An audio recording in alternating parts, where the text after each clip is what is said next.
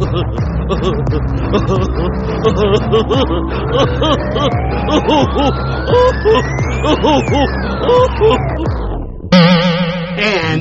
we're finally back from our hiatus, and I want to dispel some rumors here at Carnival of Randomness. Who does everybody point to when we don't have shows? The drummer, of course. But contrary to popular decision, you did not blow up or choke on somebody's vomit. Wow, man, where are we? What is this place? I haven't been here in, like, years. Okay, this is our typical drummer, but I'm very glad to be back. And we always want to give you a special show when we come back. This is a favorite band of mine. They're returning to perform for the first time in a while, as they'll tell you, with a very other good band, Gringo Star at the Bug Jar. And we'll talk all about that. But we're very happy to welcome members of the Demos. Yeah, first time. Who can introduce themselves because I mess up names all the time. Give yourselves a hand. Oh, thank you. Yeah, all right. I am Jay. I am the lead vocalist guitar player for the Demos. I'm Cal. I am the bass player in the Demos. And I'm Jeremiah. I play guitar and sometimes keys. And this sounded like the never mind. This sounded like the dating game from the 70s almost. But one thing I want to say about your band, on the beach. is that I always put you in the category as, okay, what do they sound like? I go, it's just good music. I think it's like sort of, you're cooking, you put a lot of ingredients into the stew. But I may be wrong on this, but one thing, and maybe Jason, because I've seen you wear the shirt, I hear a lot of Big Star. Oh, yeah. I mean, they were instrumental in my kind of evolution as a songwriter, I would say. I mean, we mixed our first record at Ardent in Memphis because of Big Star. Worked with the legendary and wonderful John Hampton on that. Now, how'd you get down there? I mean, you just guys decided to use that place? Yeah, I mean, they're very, or at least they were very accessible, and we had known the producer of that record, Mike James, who was also the drummer of the Demos at the time. He had worked there in the past, too, and he was kind of our hookup. And, I mean, from the minute we were going to make a record and had, the ability to go there, I was like, if we can do this at Ardent, like we're doing this at Ardent. That's so awesome. It was always the plan for us to kind of finish the album there, and that's our first record, Lovely, that we did there. And it was, I slept in Studio A one night because we were finishing up mixes, and I think we had to drive home the next day. And I think Mikey stayed up through the end because I was going to take the first shift driving back, and so Makes I slept. A great story, though. I slept in Studio A, like where number one record was recorded, and it was a vibe. Like it was weird to be on the couch in Studio A in Arden, and you felt like you were sitting somewhere historical. Did you see the ghost of Chris Bell? I did not, but I will say this: like that's the back hallway in Ardent, like. I don't know if you guys have ever felt this, but like there's sometimes you just get like a feeling like you should not be here. It was like 2 a.m. one night. I walked back in that hallway. I think I was like pulling out the Mellotron or putting it back or something. And I just got this feeling like, hey, you should not be here right now. It was like a feeling of overwhelming dread. And I walked back into the control room and I turn to John and I say, hey, man, what's up with that hallway back there? He's like, oh, you got the vibe? Vibe. He's like, yeah, this place is very hot. It's sort of more things than heaven and earth ratio type of thing where I think that something, we can't say no about it, we can't prove it, but there's feelings, and you wonder about that if something resonates like Maybe that. Maybe it was the ghost of Elvis. Well, we heard some stories about Elvis, too, because he used to work there all the time as well. I don't know that we can repeat those. Yeah, no. I don't think that's a good one. This is a podcast, so you can swear on it. It's not a radio show. Well, it's more like, told in confidence, not repeat in confidence. Don't do that. I still swear I saw Elvis working in Nick Tahoe's late one night, and I stand by that. I believe that. I feel like eating at Nick Tahoe's wouldn't be a stretch, but working at Nick Tahoe's, he's really hiding deep if he's still out there. Considering how he supposedly died, I feel like Nick Tahoe's is the place to go. I will say, on the topic of Big Star and our sound, Big Star was a huge influence on us, but throughout our, how long has it been, like 21 years as a band?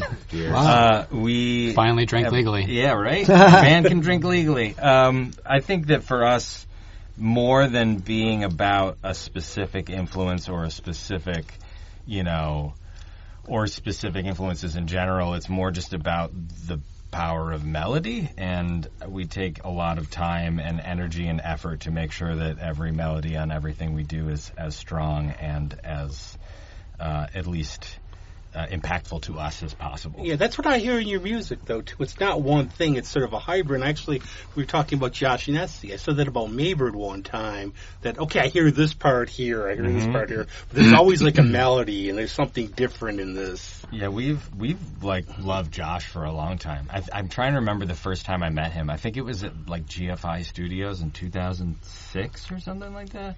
He was working with Roy. On that song, Two-Tone? Two-Tune. He's my brothers in his band do math. So like a werewolf stomping on a hobo. Oh, man.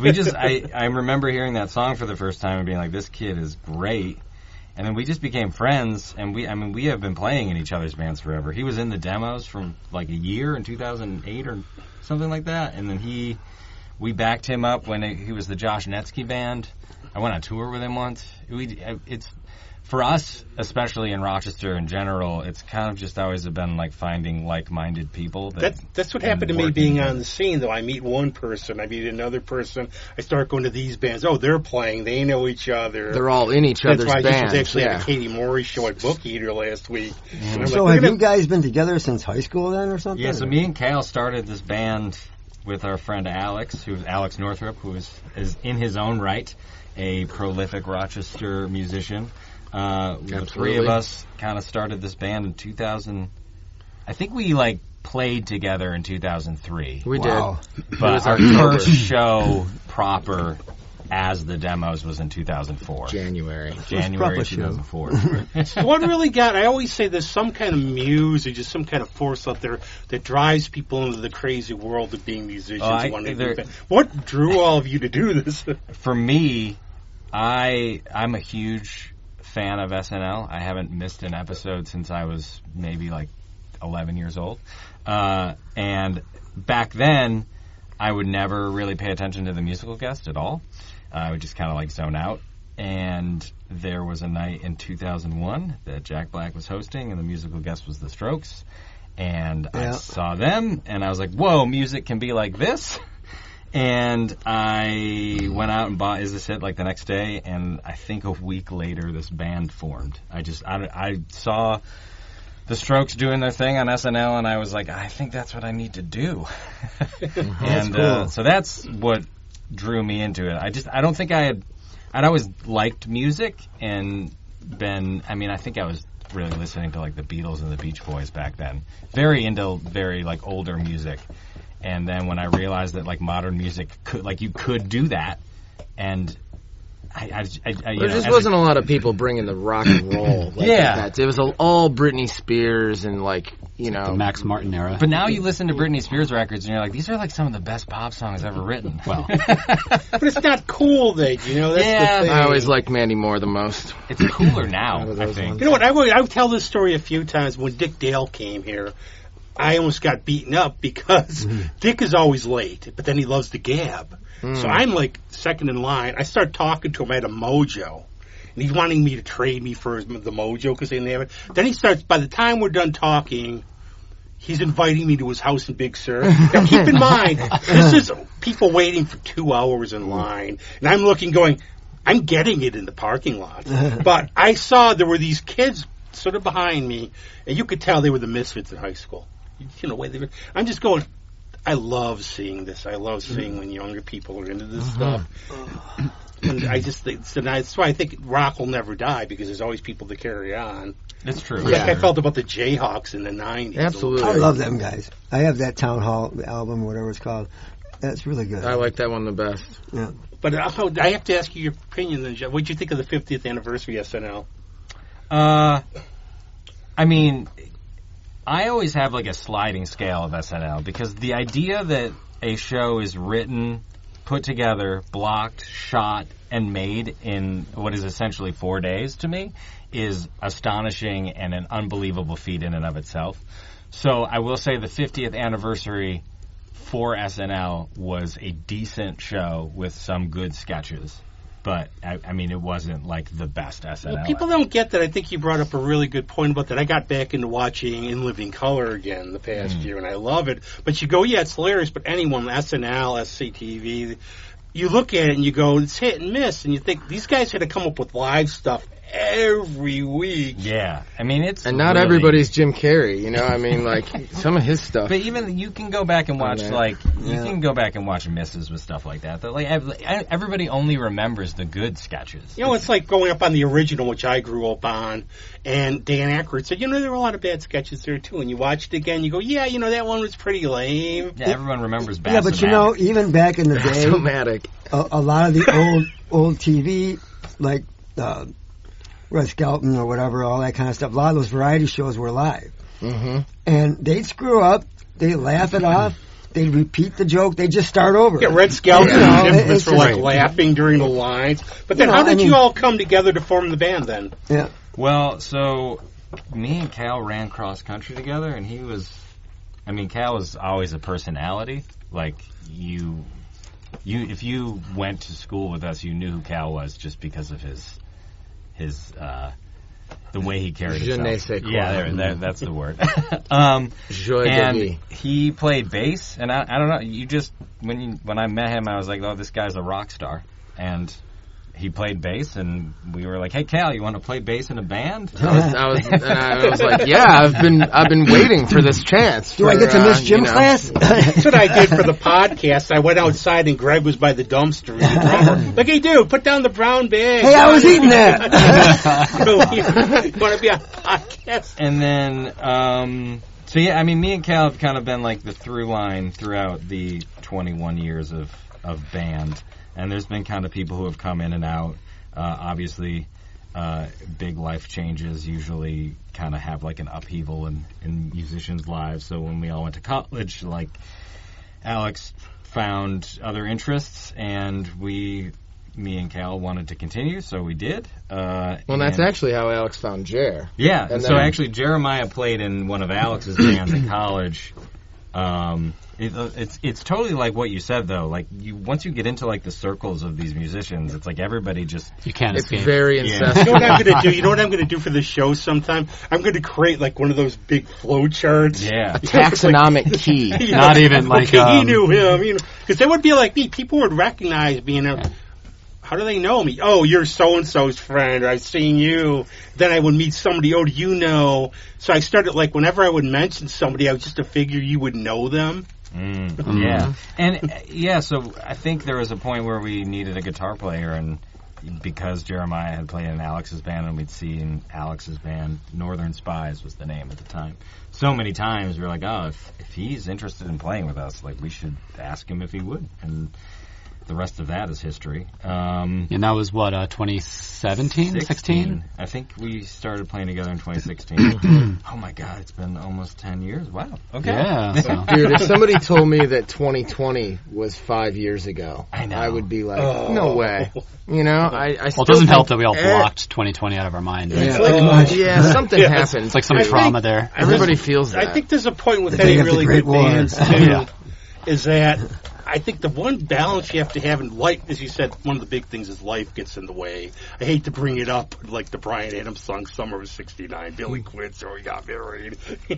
These were the worst bands of my life. But there is some, reality to that, right? And I feel like the older we get and the more experience we have in life, the more that resonates. I would hear, I'm more like a supporter. I couldn't carry notice somebody helped me carry it up a stair. But I've always been a big supporter of music, and I'll always hear, man, Rob, our singer, I can't find a good singer. Or I'm sick of auditioning these bass players, or everything. Because I think, and this, Greg, you could speak to this too because you've had much experience. You don't have to be the best musicians. I think it's about guys, people who have chemistry somehow together. Yeah. And you sort of fit, and that's the best thing. It usually all works out then. If everybody's got the same mindset and they're all there for serious purpose and it's fun to play. I mean, a lot of it is fun. You have to have fun. Exactly. I mean, you're not doing it to have fun, but you want to have fun doing it. I'm doing Does that it make for any fun. damn sense? Just for the record there. I think this has kind of followed me around my life in any creative thing I've ever done, and it's that I'd much rather work with somebody that I like to hang out with than someone who's the best at what they do. Right. Especially in a band, though, because you think about it, when you're on the road and stuff and you're crammed in a van with these people for a month at a time. People. Like extra onions on everything. Yeah, even if you're like the best of friends, you end up hating each other at some point in that run. Right. Because you just can't cohabitate in that close quarters with other human beings for that long without and this touring is stressful. Like Jay said, there's this one of the all-time greatest guitarists wants to play with you. You can go tour with them. Oh, who is it? Oh, Richie Blackmore. Yeah. I hope he brings his cool hat. Yeah, I just think that for me, the musicianship is obviously there's a baseline of you have to be able to play and perform, but at some point you can learn these parts. That isn't the hard part. It's really if you vibe with people and wanting to spend time with people, because it's a lot of work to do what we do. At least the way that we do it, it's very, I'm the person that spends 8 hours in the studio working on that chorus. There are not a lot of people can't listen to the same thing for 8 hours on end and come out on the other side of it and be sane. I would say we also fall into that category, Jay. I know. I'm not saying many delusional recording sessions. I think too, a lot of people are surprised when they get to that certain level that, man, this isn't what I thought it was going to be. This is a lot of freaking work, and it's it's kind of boring. Studios are not the most fun to hang out in, especially if you're recording in Miami or something. You're never outside. Anywhere in Florida for that matter. Yeah, but not a fan. It's not good enough. It's not good enough, and your ego takes a hit. If the producer's a real stickler for stuff. Yeah, we've had a few interesting producer times.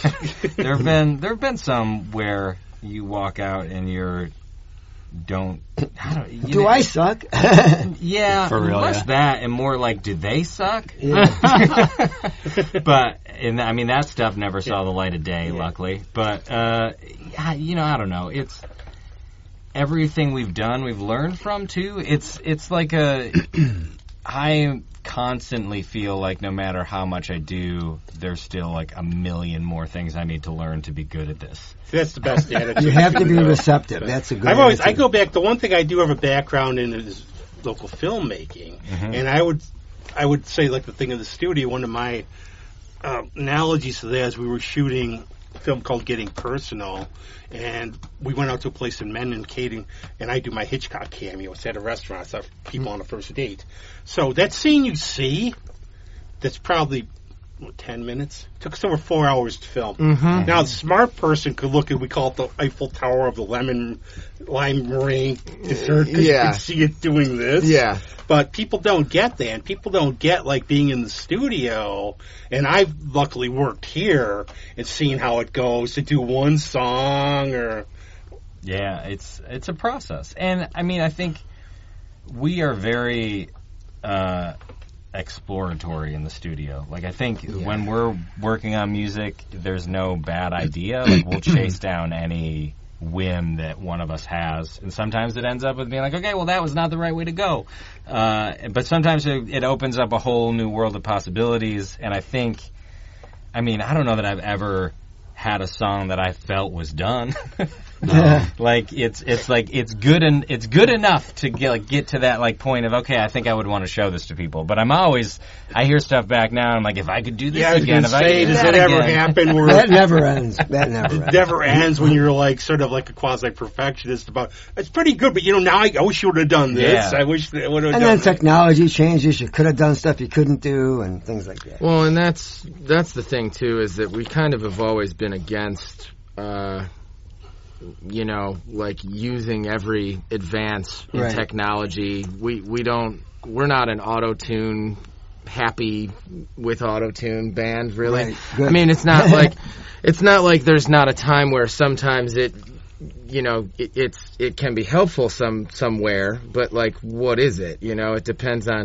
It depends on what it is. I feel like we've tuned more guitar notes with it than we have, anything else. And I think, though, with technology and how accessible it is now, for me, it makes it harder because there's so many options. It's like, how do you how do you know which way to go when you have like 300 different roads in front of you? I had a kick drum moved over a couple times.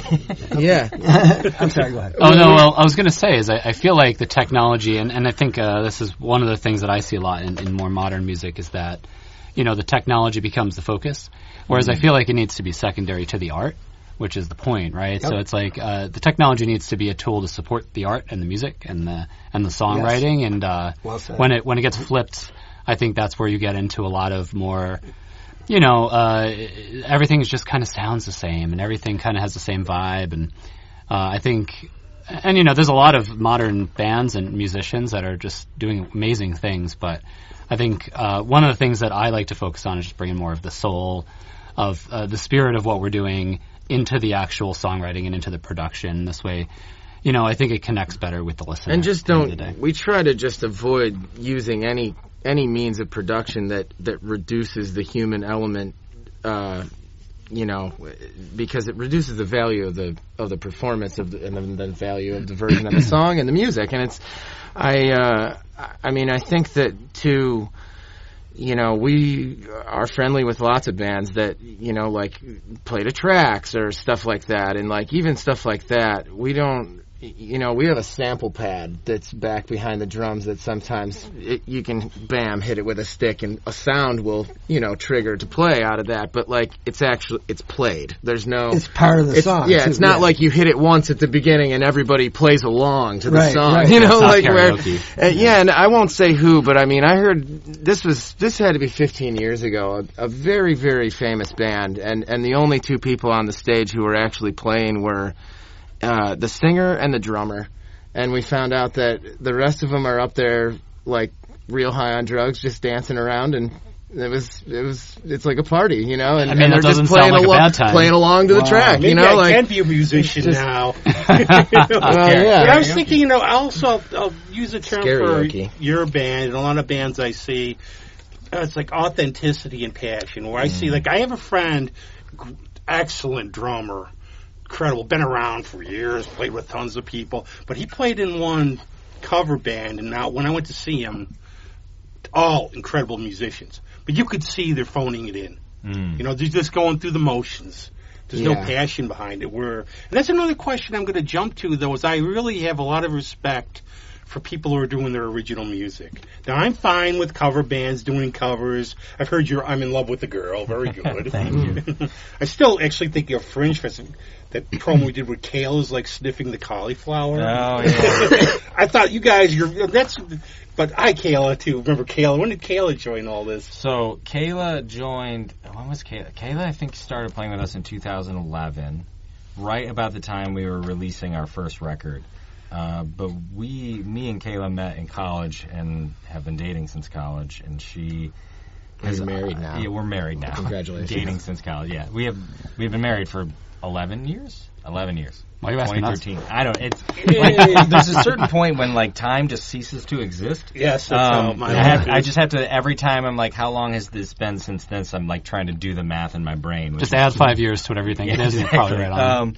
But so she joined. She's just one of those people that is like very good at everything she does, like very fast. That's true. So she just like learned to play our songs rapidly, and fit right in, personality-wise with the group. And I mean, I'm honestly so jealous of her ability to play and write things that are perfect for what we're doing. And they're never what you think the part should be. And I'm like, there's like one, like that trill in If You Only Knew. Yeah.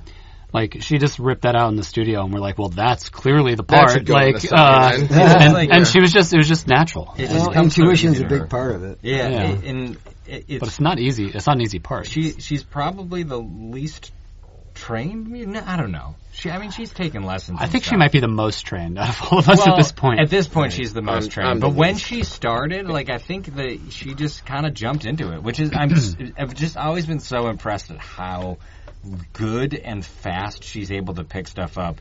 And I think I told her within the first year of her playing with us that she was a better player than I was at the time, and she had been doing it for a year, and I had been doing it for 10.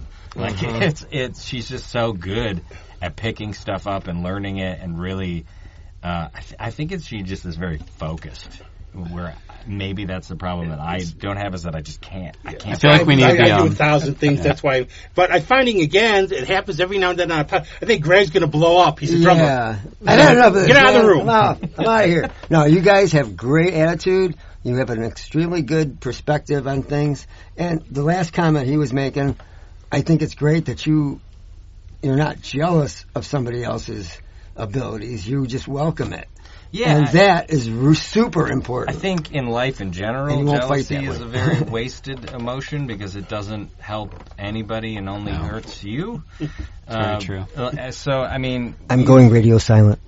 We've had a lot of friends who have had, bands that we grew up with who've had a lot of success, and we've seen some other people we know be jealous of that success. But for me, it's so great to see other musicians who I love and respect have a success, like just be able to do this job, which is not an easy thing to make a living at. Well, I think we also know what goes into it, right? So, I think what is hard to see sometimes is like, you kind of think about the narrative of like overnight successes, right? There's really no such thing as an overnight success.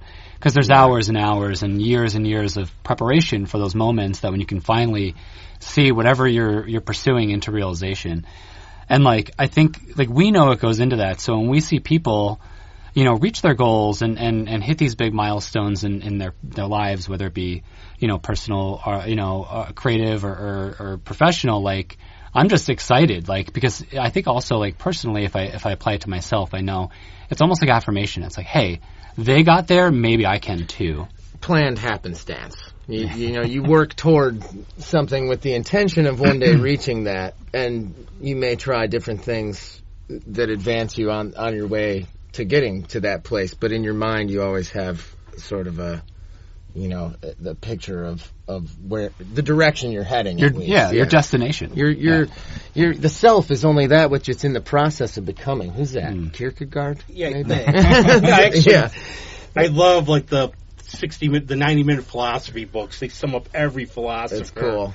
Really fast. I like stuff like that too. We'll have you back just to talk Kierkegaard. I wonder what the philosophers themselves would think of their entire life's work being distilled into 90 seconds. It probably is. It's probably like when directors like read like critiques of their films and they're like, man, these people don't know what the fuck they're talking about. The best ever was a scene from Annie Hall with Marshall McLuhan, where there's the pompous guy behind in the line. Well, I'm a professor at Columbia. I know what I'm talking about.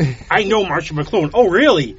Pulls Marshall McLuhan out from behind the sheet. You know nothing of my work. Or like in Back to School with Kurt Vonnegut. And I'm really disappointed. This person didn't know anything about Kurt Vonnegut. Yeah. But one of the things I'm also very impressed by is you guys are witty, all of you, everybody. And I love your videos. And who comes up with these ideas? It's collective. Yeah, it's collective. There's a lot of brainstorming. I have always been... I think the SNL background helps the quite a bit. SNL background is huge for me. I think I always just wanted to be a writer on that show.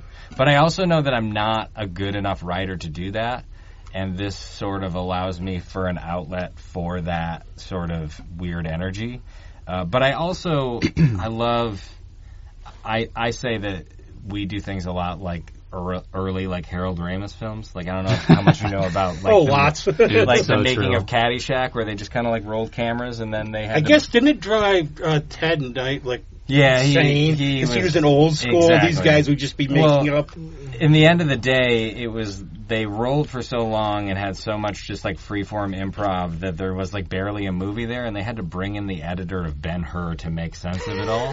So the funny thing about Ted Knight though is by the end of that film, you can kind of see him losing it. Yeah, Like he almost can't act. Like it almost seems like real genuine. But, like that dude is totally losing his mind. So we come up with like loose concepts and ideas generally, and then it's usually us setting up a camera setup and kind of spitballing on that general outline, and then making sense of it all in the edit room, or not making sense of it. But like, it helps that we are very I think that silly. It's very absurdist, I would say, most of what we do, and bordering on surreal. I mean, a lot of what we do comes from the Beatles, I think. It's just dumb and silly and fun, and it's fun to have an outlet, because I feel like a lot of times in life there's not really an appropriate time to do that, and I think we just we come together and we just spitball just the silliest ideas. And then we're like, well, that's what we should do, right? We're going to do that now. That's my problem, though, because I know a lot of theater people, and I always think, okay, can I just play a homeless guy in the back of one play? Because my problem is, I'm like that. I like to ad lib and change things, so I would never follow the lines. Yeah. I would always be doing something else. Somebody would just throw a fit because they're reading, you didn't do this. I also think that we are not good actors, no.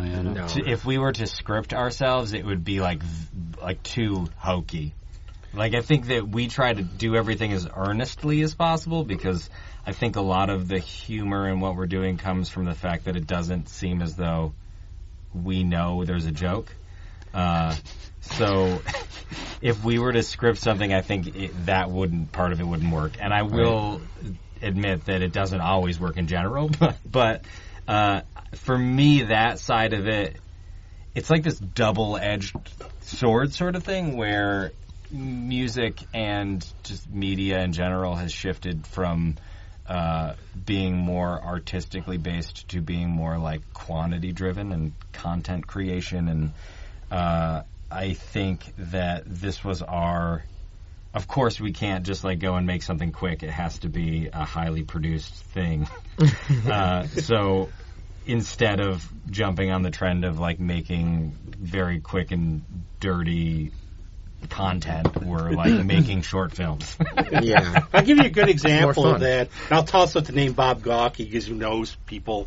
He knows a lot of people in this community, but we were roommates years ago, and he would be filming, and we were in other rooms. We're shooting the bull. We're dying. Hilarious. Okay, put the camera on.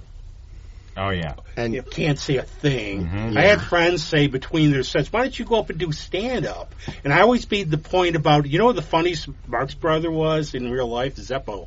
And it's not that, if you're, I'm funny, I can do it. No, you can't. I think the stand-up is the hardest performance. Oh, I can't imagine. To be able to make it sound like you're coming, having a conversation for the first time every night. With yourself. Yeah. I don't know. I so badly want to do it, but I also know I am incapable of something. I just know one thing from a professional comedian I know. He said one of the big keys is people want to laugh. You have to get an audience. You don't want the audience that's just been there and there's don't get off the stage or any of that. A large problem for me, though, is that I am obsessed with Andy Kaufman, that is his entire thing. So the tension. The tension. You feed the tension off the building. tension. I really like the feeling of, maybe not the feeling, but I like the idea of the feeling of bombing. That to me is a very... You're not going to pull out the Great Gatsby now. We're going to start reading. I mean, that sort of thing really interests me. What's weird, though? Speaking of Andy Kaufman, I was listening to a podcast or something, and then an ad came on, and it was I think it was an iPhone ad, and it was a cover of I Trusted You. No. Yeah. Really? It was super. I'm it was kind of awesome, and it was the idea of everyone kept dropping their phone and it would break, and it was just the song I Trusted You in the background. Oh my god! It was kind of brilliant, and I'm no one watching this commercial gets this joke except maybe two people.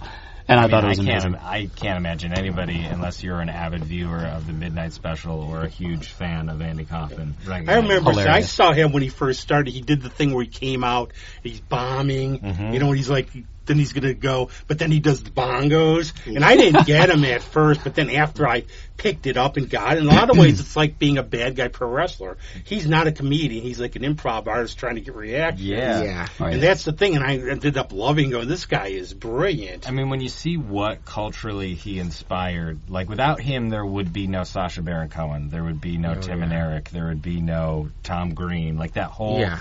Anti-comedy movement that really found popularity in the mid-2000s.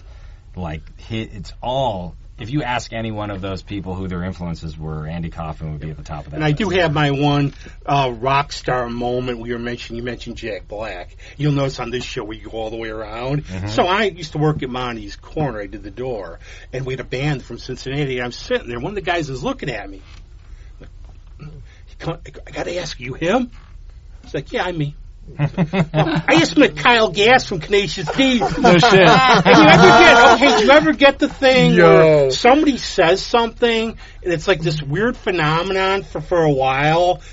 People are coming up to me at the bug jar. Hey, Tenacious D. It's like Kevin Gass. And I'm like, I look like a rock star. Then it's like, what's this guy like? Oh, shit. But no, for a while, so I have for a while though, it was like a whole bunch of people are doing it. It was hilarious. I used to get Jack White a lot. I probably wouldn't anymore, but when I was younger, people would be like, oh man, like we would be playing shows in other cities and the band we were playing with would come up to me after this and be like, man, I saw you from on stage and I thought Jack White was here and I got so nervous. And I was like, don't worry about it, man. He was not here. I'm not him. Now, how many CDs, things? I know you had an EP, this one. I have them all sitting somewhere at home. I have to think about it. So there were EPs we put out when we were in high school, but I'm not going to count those. But so I will say Lovely was our first real release. So there's 2 full-length albums and 2 EPs. 2 EPs? Yeah. 2 full-length albums and 2 EPs.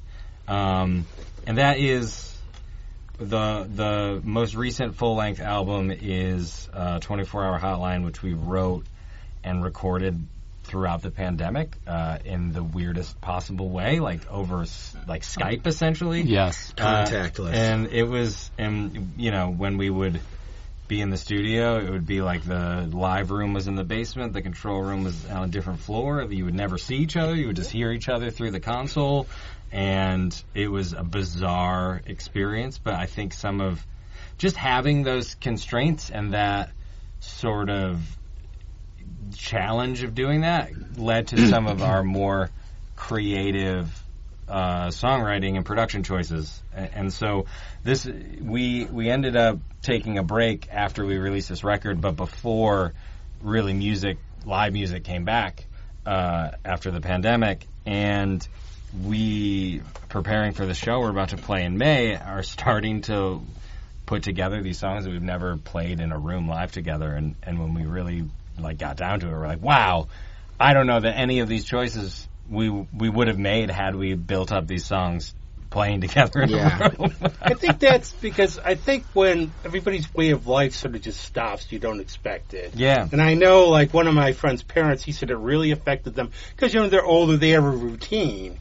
But when you've been doing these things for so long, and I was like, I'm going to be writing these books, I'm going to be doing, if I could get my socks in the laundry, I think I'll work on a coloring book. Mm-hmm. But I think it's how a lot of people, I know a friend did 4 albums. It's how we react. But you're playing live, you can't do it anymore. Yeah. You don't want to go crazy, and I've seen this happen with people. I think it's definitely a coping mechanism. I think the outlet that we had in recording and writing this record, in such a stressful time, I think in all of our lives, I think it just gave us an opportunity to kind of break out of some of the molds that we were previously operating in a way that was kind of therapeutic in a way. I definitely look forward to. How long would we be on Skype? It was absurd. Yeah, it would be 4 to 5 hour sessions, into the night, and it would be ridiculous. It'd be Jay would come up with this progression and maybe a little blip of melody and be like, hey, this is something. And then I'd literally be sitting at a piano in my house, 15 miles away, and be like, hey, try this part over this. And then Jay would I'd have my laptop pointing at the keyboard, I'd play it, and then Jay would just copy it into Pro Tools. I think we're going to be messed up for a long time still from this, and I just know. It was silly, yeah. And the thing is, the death's not cool. But some of my friends were really big introverts were I wish you would never stop. Mm. Yeah, I was fine the whole time. In retrospect, okay in a way, except there was a lot of catharsis, I think, that came from not having to worry about external pressures or just expectations or doing anything. What was expected of you was you just stay home. I had a really weird experience with it because me and Kayla had just had our first son December before the pandemic happened. Oh, what day? What's the birthday? December 10th. Darn! Mine's the 13th. That's why I asked. James is the 2nd? Yeah, I'm the 2nd. You're cool. You're born in December. Sagittarius. December boys got it bad. Yeah. So we just, the pandemic happened and we were adjusting to having a child. And I feel like none of the feelings that everybody else I knew who did not just have children, like I didn't have any of those because I was just like had no frame of reference for what life would be like with a kid. And I think that I would have felt the same things either way, that like isolation because your entire life becomes caring for a child. Like you're now responsible for the life of a human being, and in and of itself that like isolates you.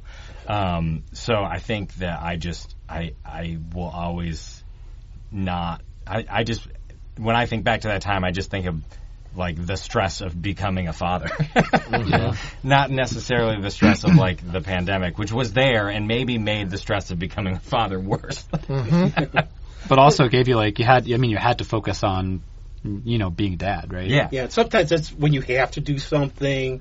It's like I have to do this. You have to. One thing I want to talk about a little bit is I'll go back to New Math. And I remember the recordings then. And one of the things I used to say, and it was just true, I would say some of them sounded local.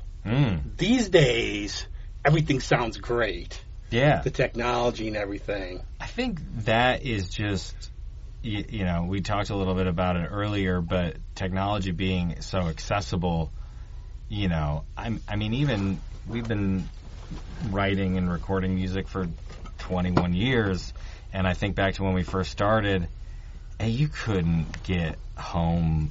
You could get home recording stuff, but it didn't sound like what a studio sounded like. And now I just think the technology has gotten to the point where everybody can sound. You can sound better if you go to $1 million studio somewhere. Yeah. But you can get pretty close now in the box, and I think that the idea. Music has just become democratized.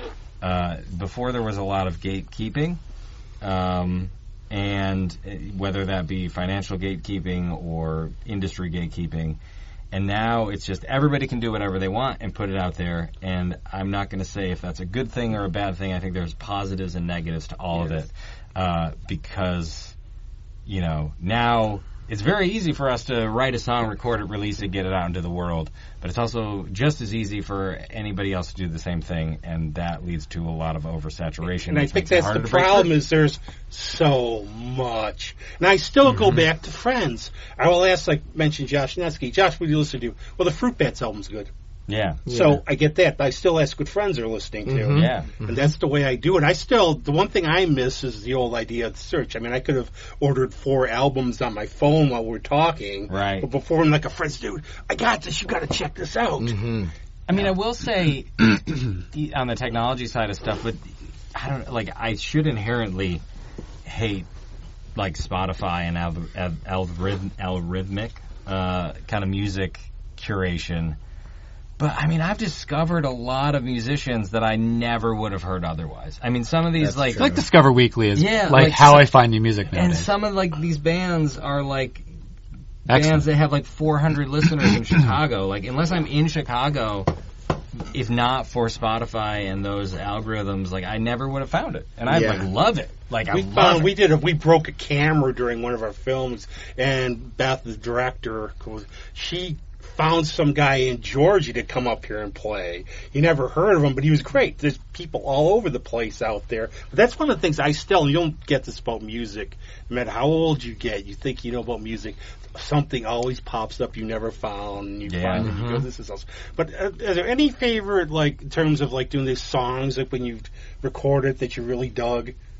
Or you love them all like children, yeah. I think that as we're making a record, everybody kind of has their favorite.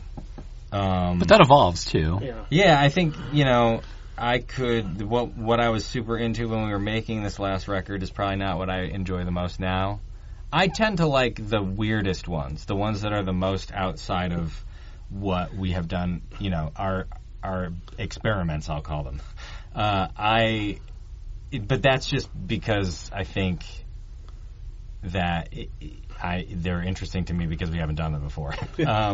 But yeah, I don't know I'm trying to think of my favorite on 24-Hour Hotline. Probably Wonder is probably my favorite. You know what I'm asking? I think going to so ask too, a different question. What's like a good? Just pick one song at random. Otherwise, we'll move on. We're not like, but what is like a song that has like a really good funny story or a good story behind it? A good story or interesting, or I'll give you an example. Like one of my friends just wrote a song about one of her students talked about a moth that croaks after a week because it can't eat, it has no mouth. And I'm telling you, don't be so sad they die in 3 weeks anyways. They're actually, so much prettier than butterflies too, but nobody ever the night talks ones? about Night that. ones are awesome. Yeah. I'm trying to think. Pick one at random. Okay, there's a song on our record, 24-Hour Hotline, called Missouri, that is loosely based on our time not in Missouri, but in Arkansas. Missouri, in the Ozarks. Close enough.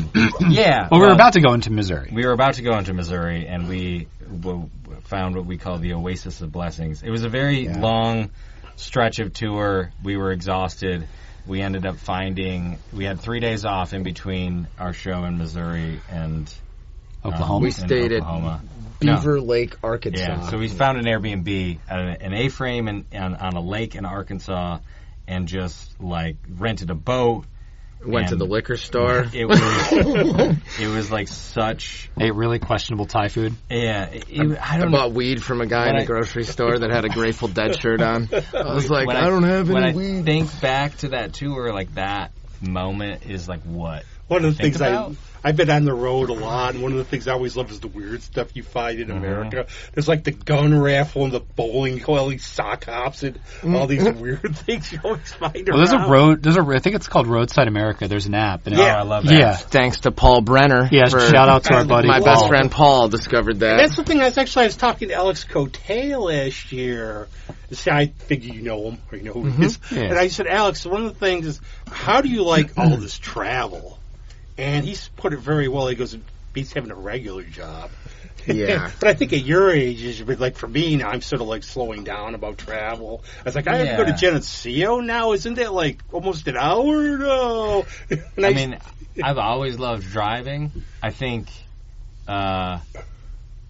it's another one of those double-edged sword things. It's something that like in the process of doing it is usually pretty exhausting and stressful, but then you get home and you just want to do it again. You know what it is for me? I call it the twilight zone, especially at night. You're in a world by yourself. The stars are out. You're like between destinations in the nexus. Do you remember that drive from Grand Rapids, Michigan to Rochester? Oh, yeah. So we, it was like, we had like a week break in a tour. We were touring with our friends Joywave, and it was like Grand Rapids, and then we had a show in Rhode Island like a couple days later. So we were going to go home in between, and we had just finished playing Grand Rapids. And instead of getting a hotel, Jay's like, "You want to just drive home?"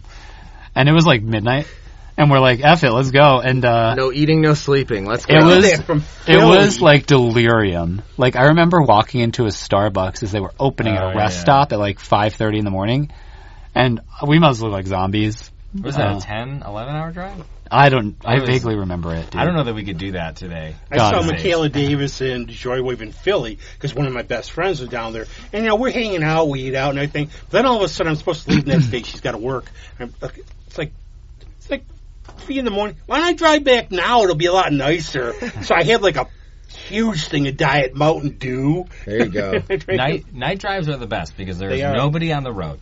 I love pulling into a city, like driving into New York or something like that at 2 or 3 in the morning. Especially when you're pulling a trailer full of gear. What are some of the bands you played with on the road? I know you've done a lot. Joywave we toured with a lot. We played with Grandson, Jukebox the Ghost, the Aces who were playing the Lilac Fest this year. Yeah, go see the Aces. Check them out; they're great. We played with so many bands. Look it on their website. You don't have to look. We played with Foster the People and Cold War Kids locally here. Those are fun shows. And I will say, too, like Gringo Star is another one of my favorite bands. It's going to be coming up. Get your tickets.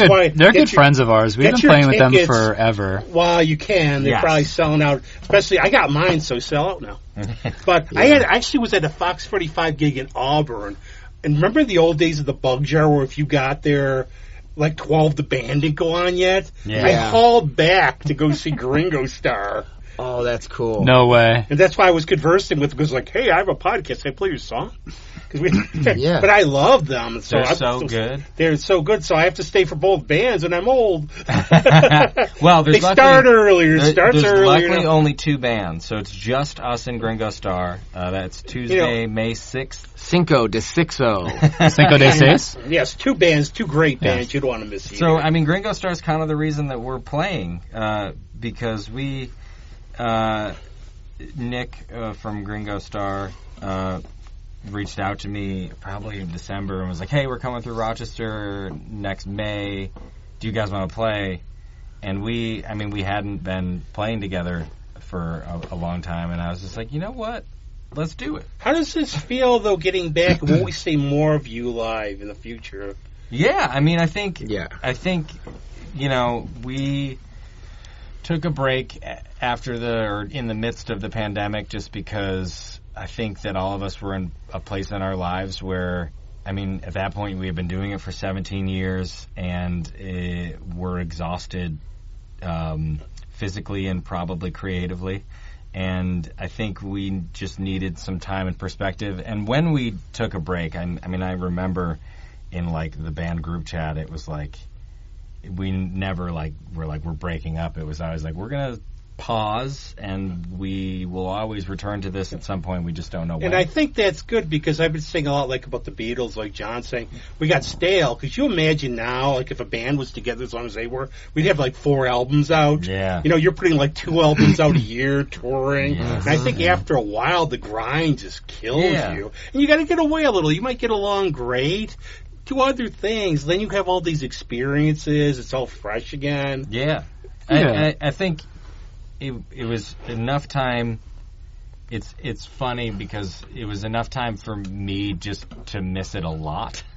I don't think I missed it for a while after we stopped. And then there was a certain point where I was just like, man, I really wish. Remember the old saying, how do I miss you if you don't go away? You realize what you really care about doing and everything. So I'm really looking forward to what you do in the years ahead. Thanks. I think one thing I say, you're one of those bands that it's never, this just sounds like the last stuff. Why'd I buy it? You know, it's always something new and different. Yeah, I mean, I think we take a lot of time. Like, you know, we've been a band for 17 years, but we only have a few releases, and I think that is a testament to how seriously we take the quality over quantity type of thing. See, I like that, too. It is always my goal to, like, be able to return to something I've made 10 years down the line and be like, okay, I may not love it now, but like, it holds up. And I don't know that we have a perfect batting average with that, but like, I think that I could listen to most of our releases and be like, I can find something in every one of these songs. And one of the things I think that sort of ties into is, like, I've said this about myself a lot, we all go through different eras in life. You're not the same person then. Right. But I have to ask one last thing. How did you get the name of Demos? That's a good story. This is a good story. So I've always say for bands, this is my advice, get something that looks good on a shirt. Mm-hmm. So we had recorded a bunch of demos in Alex's basement on a 4-track tape recorder, and we had like burned some CDs from the demos, and we had been searching for a name. I can't remember what the name was this week, and Alex, because he has always been very into graphic design, had made like a little CD cover for like the burned CD that was like whatever our band name was at the time, and under it said The Demos. And we handed it to one of our friends, and he's like, "Oh, your band name is The Demos." And we just all looked at each other and we're like, yep, yes it is. That's the best, like, no, when you all just agree like that. Like, that's way better than whatever the flavor was. You didn't have to get, like, the notebook with the names. Yeah, I mean, there definitely was a notebook at one point with, like, I mean, we probably changed the name, like, 6 times before that moment. Because naming stuff is the hardest thing in the world. Oh, I know from this, because, like, the first time we were, like, I always traveled for work, and like I'm thinking while my partner's driving, it's like, how about 2 Ps in a podcast? No. Then I'm like, when I'm like getting all friends, go, how about Carnival Verandas? Yeah, why not? That's a good name. I like that. And a lot of it because, I mean, I focus a lot on local music because it's a passion, but we talk about comic books, other things. We get a frog woman of Pittsford in here. That's cool. I love it. You know, and everything else. Because I think all you have to do is just have, you don't do interviews, just have good conversations with guys. So this is very cool. You want to check this gig out, but thank you guys for coming. Thanks for having us. It's been lots of fun. You. I mean, anybody wants to talk, if you want to talk philosophy sometime, come on back. For sure. You know, and you're always welcome to come back to promote it. But how do we get a hold of, like, well, number one, you can just get your tickets at bugjar.com. Go up. You don't want to go to the door because it will be sold out. Yeah, I would recommend grabbing tickets beforehand if you can. You can go to thedemos.net to find out more information about it. You can find us on social media, mostly Instagram, but we do have all the other ones. I think we're the Demos Music on Instagram. Who does the social media? I'm the one who doesn't for this. It's a kind of conglomeration, but I would say it's probably mostly me. But I think all of us kind of take. Isn't it amazing these days, though, how you can just get stuff out? Yeah, it's amazing and exhausting to keep up with everything. You don't want to have like one of you. Okay, now he's going to jump in a pool of Jello. Come and watch. You know, you want like authenticity. Well, I don't know. That could be fun though. That would be. I'm actually. What if I'd watch that, man? What if you I'll get jump stuck in the Jello. Well, we'll have one of those like those inner tube lifesaver things. Yeah. Well, the lifeguard. I do want to say, just in general, about this podcast and about Rochester. Having been around the country, I just think that Rochester has such a wealth of art and artistry and great musicians, great supporters of music and art. And, I don't know that I could live anywhere else and feel like the happiness. Well, I lived in Alexandria, and you wouldn't get half the stuff. And I know that's one of the reasons I tried to start this is because I've always had a passion for local music. And plus, I think we just want to have fun. There's this thing called politics. We'd rather just pass, I think, I mean, you can. People can talk about whatever they want on here, But the other thing I'll talk about is, like, what you said. Like, I've had a lot of friends move. Like, I'll mention Caitlin Yarsky. Again, you probably know her. But she's moved. And I used to say to her when she's gone, like, I've lived in other places. But somehow there's always this sirens call that brings you back here. Mm-hmm. And I'll complain about it. I'll go, potholes, I hate the drivers and everything. But then I'll remember being stuck in Philly or like driving in New York City and go, okay, you have it a lot better than me. But then I'll start swearing and complaining about potholes again to the drivers. So our drivers do suck. Yeah, but we punch above our weight, though, in most things. I've heard, it's funny, I've heard that same exact sentiment about Rochester probably hundreds of times. No, but you know what I've gotten? When I lived in Alexandria, there was a guy who lives up by Watertown. He goes, yeah, when I lived in Alexandria, people are nasty and the driving sucks. I go, yeah, you lived in Alexandria. But I used to get arguments with people from Buffalo and Syracuse who had the worst drivers kind of thing. But okay, I'm going to play from Gringo Star just because I love the song. And yes, I asked permission, transmission, just because it's like my favorite song they've ever done. And now, Dealer's Choice, what you want to play from yours? And we're going to play a single from our new record, 24-Hour Hotline, called Private Eye. They're watching you? And thanks a lot, guys. It's been fun. Thank you. Thank you.